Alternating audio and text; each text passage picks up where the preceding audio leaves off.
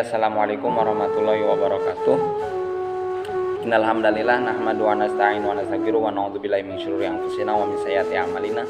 May yahdihillahu fala mudilla lahu wa may yudlil fala hadiya lahu. Asyhadu an la ilaha illallah wa asyhadu anna Muhammadar Rasulullah la nabiyya ba'da amma ba'd.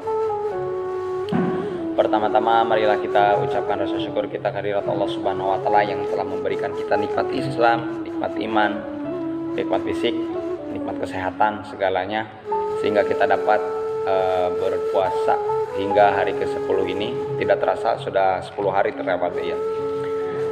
Kemudian selawat beserta salam semoga tetap tercurah limpahkan kepada junjungan alam yakni Habibana wa Nabiyana Muhammad sallallahu alaihi wasallam yang telah membawa manusia dari zaman kegelapan hingga zaman terang benderang ini. Baik, di sini izinkan saya untuk untuk memberikan kultum pada sore hari ini yang bertemakan kesempatan dakwah di bulan Ramadan. Kesempatan dakwah di bulan Ramadan. Bulan Ramadan tentunya adalah kesempatan terbaik untuk berdakwah. Orang-orang lebih gemar melakukan kebaikan dan mau mendengar dakwah di bulan Ramadan. Mengapa? Karena momen ini semestinya digunakan oleh para dai untuk memberikan nasihat dan wajangan kesempatan kultum kuliah 7 menit pada subuh ataupun taraweh, bisa juga pada duhur, bisa dimanfaatkan untuk hal tersebut. Ketahuilah bahwa para dai adalah seseorang yang memiliki perkataan yang baik, mendapat sanjungan dari Allah Subhanahu wa taala sebagaimana disebutkan dalam ayat Al-Qur'an yang berbunyi A'udzubillahi minasyaitonirrajim Bismillahirrahmanirrahim Wa man ahsanu qawlan mimman da'a ilallah wa amila sholihan wa qala innani minal muslimin. Apa artinya? Yang artinya siapakah yang lebih baik perkataannya daripada orang yang menyeru kepada Allah mengerjakan amal yang soleh dan berkata sesungguhnya aku termasuk orang yang menyerah diri. Quran surat Fussilat ayat 33. Yang dimaksud dalam ayat ini, kata Ibnu Katsir rahimahullah, bukanlah orang yang hanya sekedar berdakwah atau mengajak orang lain untuk baik, namun mereka yang mengajak juga termasuk orang yang mendapat petunjuk lalu mengajak-ngajak yang lain. Ia mengajak kepada kebaikan namun ia mengamalkannya, begitu pula ia melarang dari suatu kemungkaran ia pun menjauhinya. Ini disebutkan dalam tafsir Al-Quran Al-Azim.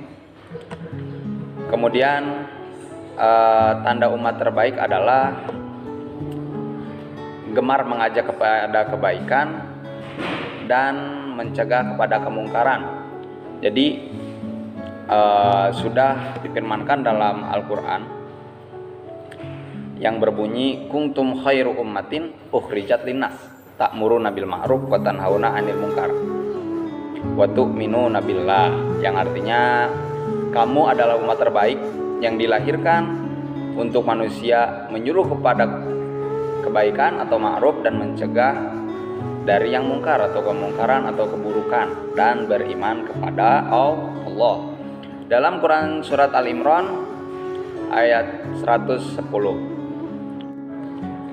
dari Abu Mas'ud Uqbah bin Amr al-Ansari radhiyallahu an, ia berkata bahwa Rasulullah sallallahu alaihi wasallam bersabda, "Man dalla ala khairin falahu mithlu ajrin fa'ilihi," yang artinya barang siapa yang menunjuki kepada kebaikan maka ia mendapatkan pahala seperti pahala orang yang mengerjakannya. Hadis riwayat Muslim nomor 1893.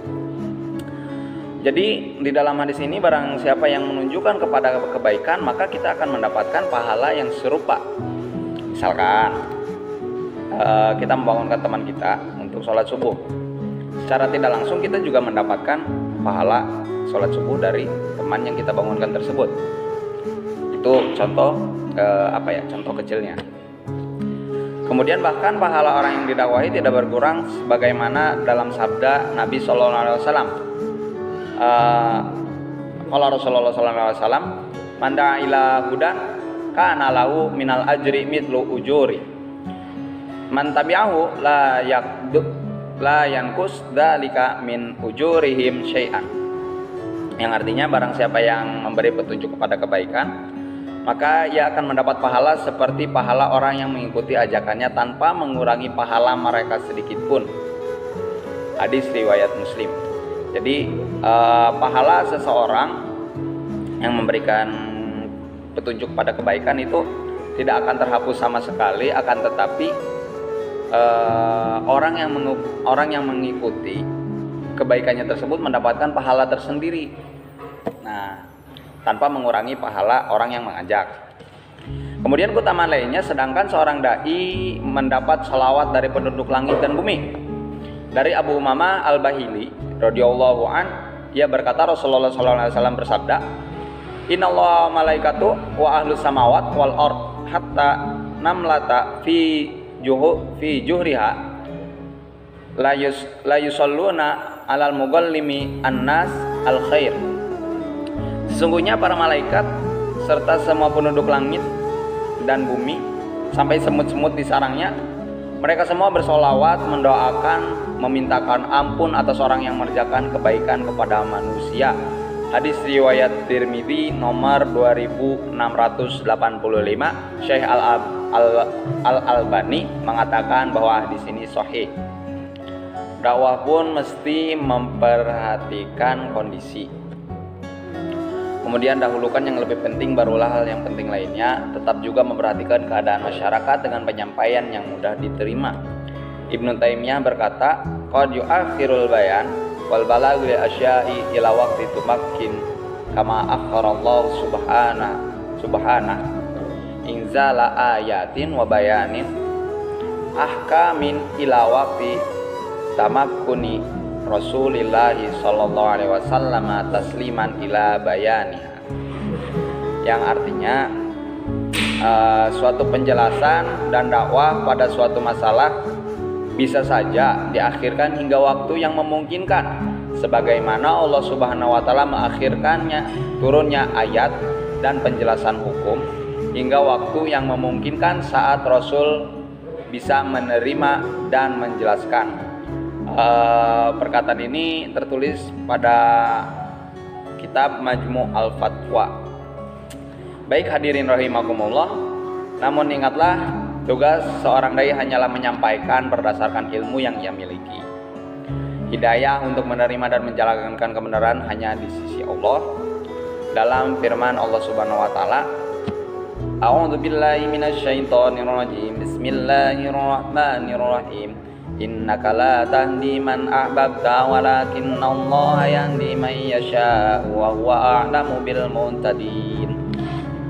Shadaqallahu alazim. Yang artinya, sesungguhnya kamu tidak akan dapat memberi petunjuk kepada orang yang kamu kasihi, tetapi Allah memberi petunjuk kepada orang yang dikehendakinya, dan Allah lebih mengetahui orang-orang yang menerima petunjuk.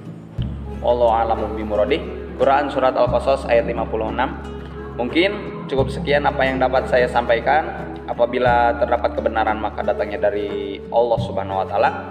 Tapi apabila terdapat kesalahan maka datangnya dari diri saya sendiri.